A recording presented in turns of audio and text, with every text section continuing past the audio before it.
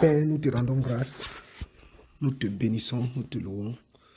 Tu es notre roi, tu es notre maître, tu es notre salut.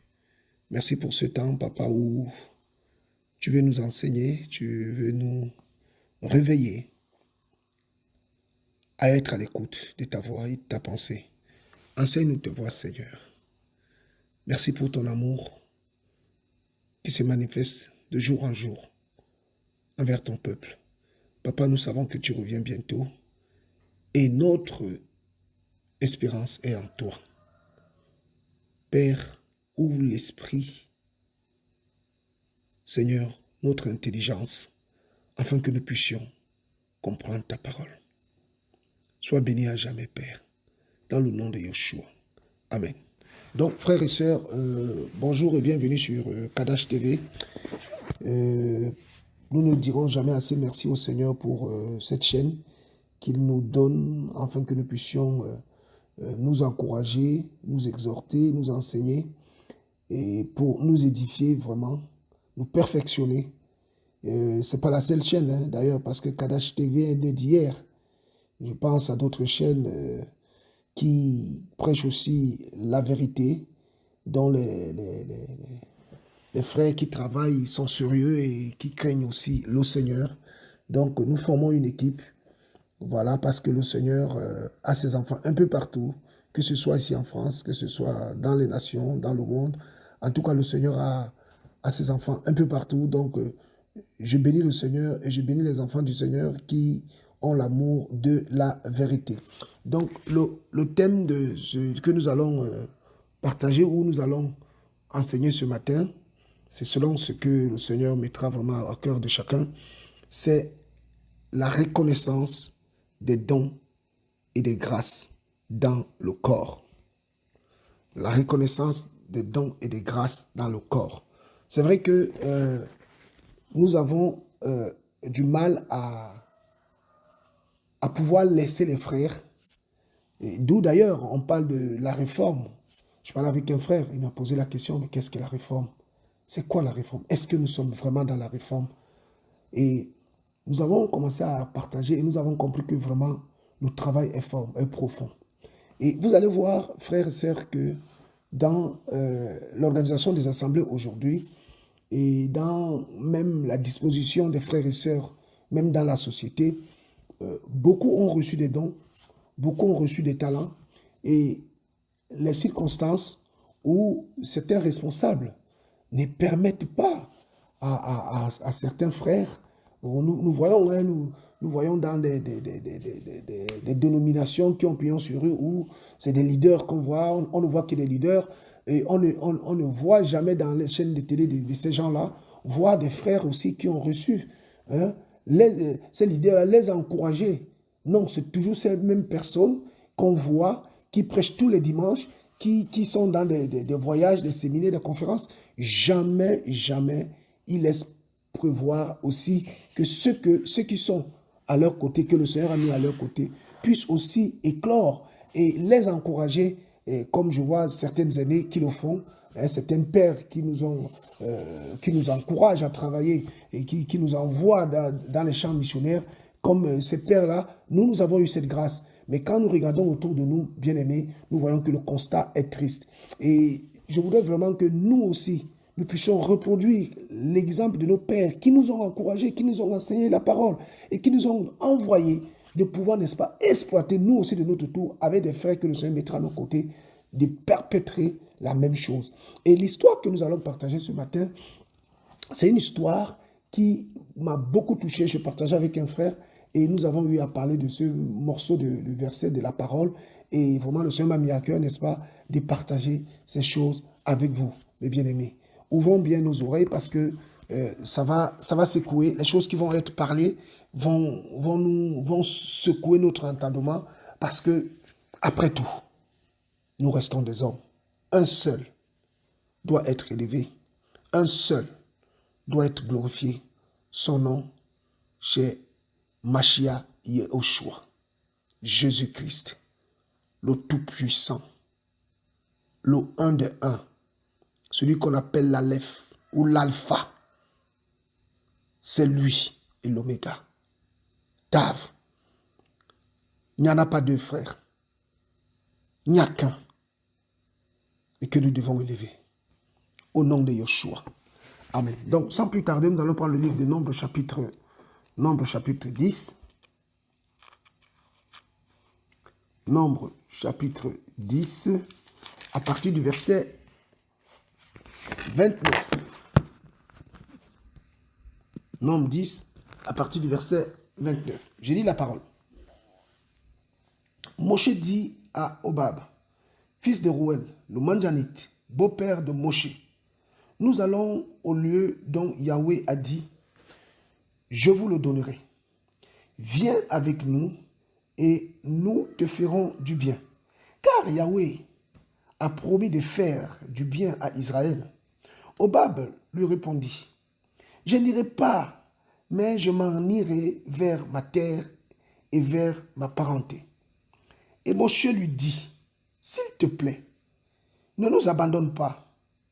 Tu seras nos yeux, parce que tu connais bien les lieux où nous aurons à camper dans le désert. Et il arrivera, si tu viens avec nous, et que ce bonheur que Yahweh doit nous accorder sera arrivé, nous te ferons aussi du bien. Et ils partirent de la montagne de Yahweh et firent 3 jours de route. L'arche de l'alliance de Yahweh partit devant eux et fit 3 jours de route pour leur chercher un lieu de repos. Amen. Donc, frères et sœurs, on voit ici, et je crois qu'on va prendre aussi une autre version, la version Ségon, pour illustrer encore cette histoire, afin que nous puissions enrichir notre compréhension. Nous allons prendre la version seconde toujours de Nombre, chapitre 10, à partir du verset 29. Je refais la lecture, excusez-moi, une fois de trop, c'est pas trop. Je lis la parole du Seigneur.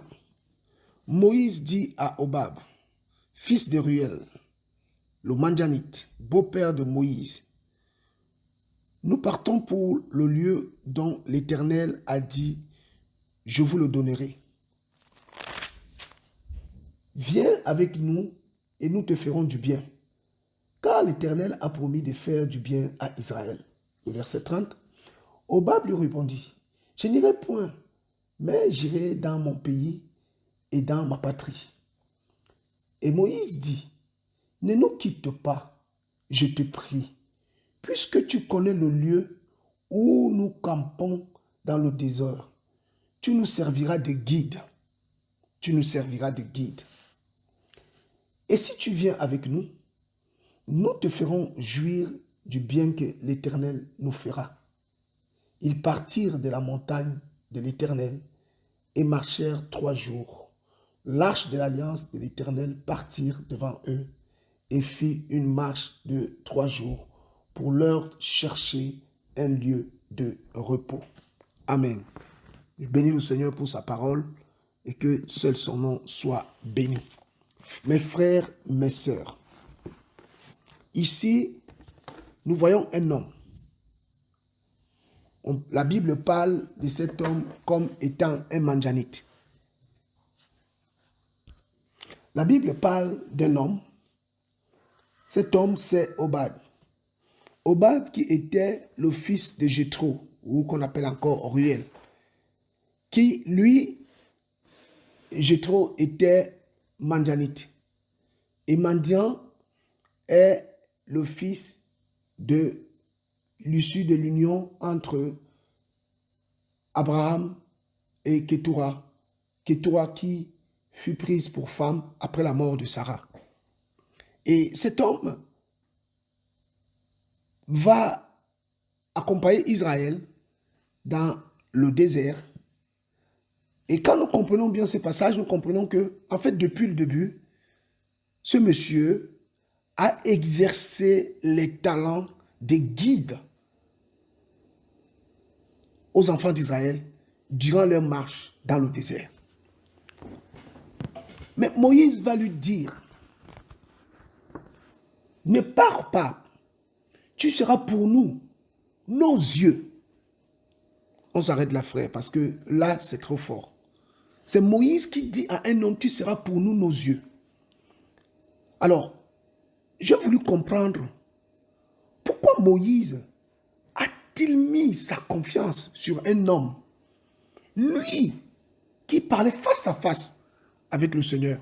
Il y a deux explications. Il y a plusieurs éléments que nous allons étayer, nous allons essayer de développer pour comprendre, frère, de prendre en considération les hommes et les femmes que le Seigneur met à nos côtés afin de faire son œuvre. Alléluia. Nous allons d'abord revenir sur la capacité de Moïse à discerner et à comprendre qui était réellement Hobab. Nous allons partir dans le livre d'Exode. Exode, chapitre 31. Écoutez mes frères, ici c'est le Seigneur qui va parler à Moshe. Il dit, l'Éternel parla à Moshe et dit, sache que j'ai choisi Bezalel, fils d'Uri, fils de Our, de la tribu de Juda. Je l'ai rempli de l'esprit d'Élohim, de sagesse, d'intelligence et de savoir pour toutes sortes d'ouvrages.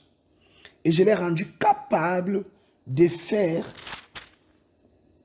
des inventions, de travailler l'or, l'argent et les reins, de graver des pierres à enchâsser, de travailler le bois et d'exécuter toutes sortes d'ouvrages. Et voici, je lui ai donné pour aide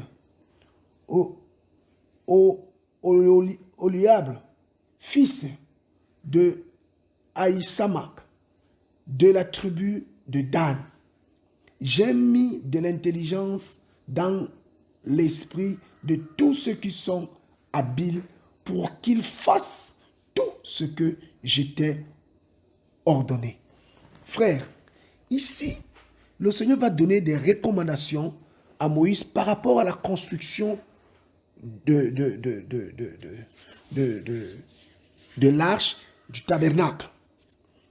Et nous savons que le tabernacle était une tente que le Seigneur avait donné le modèle à Moïse sur le désert et sur la montagne. Et c'était quelque chose qui devait être pliable. Et là, il va susciter des hommes qu'il va remplir de son esprit pour pouvoir exécuter tout le boulot que le Seigneur avait demandé à Moïse. Et là, cette situation-ci va tout simplement servir à Moïse à comprendre, à discerner les dons et les grâces des frères qui étaient avec lui. Donc, Hobab, le Madjanite, fils de Jéthro. Donc, quand Moïse va voir cet homme, la manière dont il marchait avec lui dans le désert, la manière dont il considérait, il avait la capacité à déceler, n'est-ce pas, le mouvement de vent, du sable, les dunes qui se formaient ici et là, des pierres qui sont positionnées ici et là. Il comprenait où pouvait se trouver le chemin. Mais regardez quand même une chose, mes bien-aimés. Moïse qui dit d'Hobab que tu seras pour nous, tu seras nos yeux pour nous. Mais qui est ce Moïse-là? Regardez ce que le Seigneur parle avec Moshe dans le livre de Nombre chapitre 12. Et vous allez comprendre que ce n'est pas de manière anodine que Moïse avait, n'est-ce pas, pris la résolution de pouvoir supplier cet homme de les amener à bon port. J'ai dit la parole du Seigneur. Alors Myriam et Aaron parlèrent contre Moïse au sujet de la femme éthiopienne qu'il avait prise, car il avait pris une femme éthiopienne. Et ils dirent, est-ce seulement de Moshe que Yahweh parle? N'est-ce pas aussi par nous qu'il parle? Et Yahweh entendit cela. Moshe était un homme très humble, plus que tout autre humain sur la face du sol. Et soudain, Yahweh dit à Moshe, à Aaron et à Myriam, vous trois, allez à la tente d'assignation. Et ils y allèrent, eux trois. Alors, Yahweh descendit dans la colonne de nuée et se tint à l'entrée de la tente. Puis, il appela Aaron et Myriam, qui s'avancèrent tous les deux. Il dit, s'il vous plaît, écoutez mes paroles. S'il y a parmi vous un prophète, moi Yahweh, je me fais connaître à lui en vision. Je lui parle en rêve. Il n'en est pas ainsi de mon serviteur Moshe, qui est fidèle dans toute ma maison. Je parle avec lui bouche à bouche, en apparition et non en énigme. Et il voit une image de Yahweh. Pourquoi n'avez-vous pas craint de parler contre mon serviteur, contre Moshe? Frère, je voudrais lire cette histoire parce que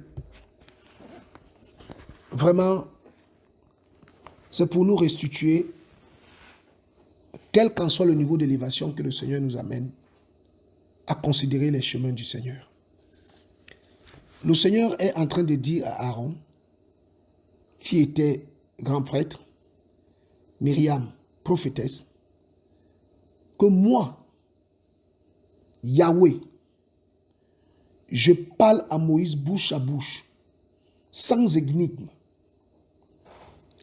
Frère, voilà cet homme qui va dire à un autre homme, tu seras pour nous nos yeux. C'est fort. Je voudrais, mes frères, comprendre quelle humilité. Et nous sommes dans un corps. Nous sommes dans un champ. Et je voudrais interpeller mes frères du Cameroun. Parce que cette chaîne, le Seigneur l'a suscité vraiment pour annoncer l'évangile, propager l'évangile dans notre pays, notre cher pays que nous aimons, le Cameroun. Bien entendu, l'évangile ne s'arrête pas au Cameroun. Nous avons aussi des pays environnants, nos frères du Gabon, que je salue, ou encore ailleurs, où toutes les personnes qui pourront écouter ce message puissent être bénies et prendre aussi en compte les recommandations et les avertissements du Seigneur. Nous formons un corps, frère. Et le conseil que nous pouvons recevoir d'un plus petit que nous peut s'avérer venir du Seigneur. Prenons en considération. Mais la qualité, l'une des qualités, j'allais dire, d'un bon frère, c'est d'avoir le discernement, de savoir quand le Seigneur parle et quand il ne parle pas. Et Moshe a eu cette capacité par rapport à Obab pour comprendre que la manière dont cet homme était en train de les aider à traverser le désert, cela ne pouvait venir que du Seigneur. Or, regardez, Moïse va lui dire, tu es pour nous nos yeux. Mais vous allez comprendre quelque chose, mes frères, avec moi. Nous allons prendre le livre de Deutéronome, chapitre 8, et nous allons comprendre quelque chose. Deutéronome, chapitre 8, à partir du verset 2. La Bible déclare, « Souviens-toi de tout le chemin que l'Éternel, ton Elohim, t'a fait faire pendant ces 40 années dans le désert, afin de t'humilier et de te prouver pour savoir quelles étaient les dispositions de ton cœur, si tu garderais ou non ses commandements. Il t'a humilié, il t'a fait souffrir de la faim et il t'a nourri de la manne que tu ne connaissais point et que n'avaient pas connu tes pères, afin de t'apprendre que l'homme ne vit pas du pain seulement, mais que l'homme vit de tout ce qui sort de la bouche de Yahweh. Ton vêtement ne s'est point usé sur toi et ton pied ne s'est point enflé pendant ces 40 années. Reconnais en ton cœur que Yahweh, ton Elohim, te châtie comme un homme châtie son enfant. Frère, donc la Bible dit que c'est le Seigneur qui conduisait les enfants d'Israël dans le désert. Ce n'était pas un homme, c'était le Seigneur. Mais alors, pourquoi Moïse va-t-il dire à Hobab, tu seras pour nous les yeux? Mais parce que Moïse avait compris que, de la même manière, le Seigneur avait rempli Betsaël et Oliab de son esprit pour pouvoir exécuter certains ouvrages. De la même manière, le Seigneur avait rempli cet homme qu'il avait mis à côté de lui pour le permettre de le guider dans le désert. Alléluia. Oh Seigneur. Oh Seigneur. Voilà pourquoi Paul dit ceci. On va le prendre dans le livre de Corinthiens, que tout le monde connaît. Et on va, c'était une courte exhortation, on va s'arrêter par là.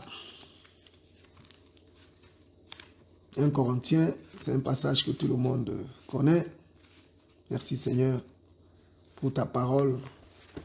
Merci vraiment pour cette leçon d'humilité que tu nous donnes parce que nous avons besoin les uns les autres pour l'avancement de ton travail. Tu es magnifique Seigneur. 1 Corinthiens chapitre 12. Gloire au Seigneur. Je lis la parole du Seigneur. 1 Corinthiens chapitre 12, à partir du verset 12. La Bible déclare, « Car comme le corps est un, et qu'il y a beaucoup de membres, et que tous les membres de ce corps qui est un, bien qu'il en ait beaucoup, sont un seul corps. De même, en est-il du Mashiach, car nous avons tous été baptisés dans un seul esprit pour être un seul corps, soit juif, soit grec, soit esclave, soit libre, et nous avons tous été abreuvés pour être un seul esprit. Car le corps n'est pas en effet un seul membre, mais beaucoup. Si le pied disait, parce que je ne suis pas la main, ne suis-je pas hors du corps? Il n'est pas pour autant hors du corps. Et si l'œil disait, parce que je ne suis pas, et si l'oreille disait autant pour moi. Alléluia, alléluia, amen, amen, amen, amen. Et si l'oreille disait, parce que je ne suis pas l'œil, ne serait-il pas hors du corps? Elle n'est pas pour autant hors du corps. Si tout le corps était l'œil, où serait lui? Si tout était lui, où serait l'odorat? Même maintenant, Elohim a placé chaque membre dans le corps comme il a voulu. Et si tous étaient un seul membre, où serait le corps? Mais maintenant, il y a En effet, beaucoup de membres et un seul corps. Et l'œil ne peut pas dire à la main, je n'ai pas besoin de toi, ni la tête dire aux pieds, je n'ai pas besoin de vous. Mais bien au contraire, les membres du corps qui semblent être les plus faibles sont nécessaires. Et ceux que nous estimons être déshonorés dans le corps, nous les couvrons d'un plus grand honneur, et c'est ce que nous avons de malséants obtiennent plus de bienséance.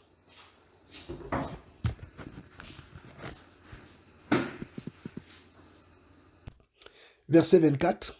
Mais nos membres honorables n'en ont pas besoin. Mais Elohim a mêlé ensemble le corps en donnant un plus grand honneur à ce qui en manquait, afin qu'il n'y ait pas de division dans le corps, mais que les membres s'inquiètent de la même façon les uns des autres. Et si un membre souffre, tous les membres souffrent avec lui. Si un membre est glorifié, tous les membres se réjouissent avec lui. Or, vous êtes le corps du Mashiach et chacun un membre à part. Et Elohim a en effet placé dans l'assemblée, premièrement, les apôtres, deuxièmement, les prophètes, troisièmement, des docteurs, ensuite des miracles, puis des dons, des guérisons, des secours, du gouvernement, de langues diverses. Tous sont-ils apôtres? Tous sont-ils prophètes? Tous sont-ils docteurs? Tous ont-ils le don des miracles? Tous ont-ils le don de guérison? Tous parlent-ils en langue? Tous interprètent-ils? Mais désirez sincèrement les dons les plus utiles. Et je vais encore vous montrer le chemin par excellence. Frères, sœurs,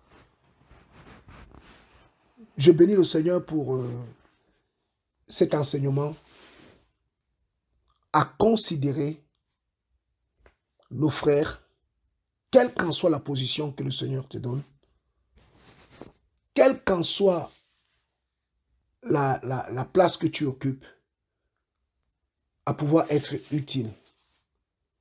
Et je dirais aussi à mes frères qui ont des responsabilités ici et là, de pouvoir considérer les frères avec qui le Seigneur vous a placé pour travailler ensemble avec vous. C'est très important, frère. Parce que même si nous avons l'ainsi dit le Seigneur aussi qui est avec toi, est aussi avec ceux qui sont avec toi. Et il peut passer par eux pour te donner un conseil, pour te donner un avis sur une situation. Parce que le Seigneur, l'Esprit du Seigneur qui est en toi, est aussi en eux. Mais tout doit se faire pour l'édification et non pour la destruction. Que le Seigneur soit béni. C'était vraiment un court moment de partage. Nous bénissons le Seigneur. Nous lui rendons toute la gloire parce que c'est lui qui mérite toute reconnaissance. Au nom de Yeshua. Amen.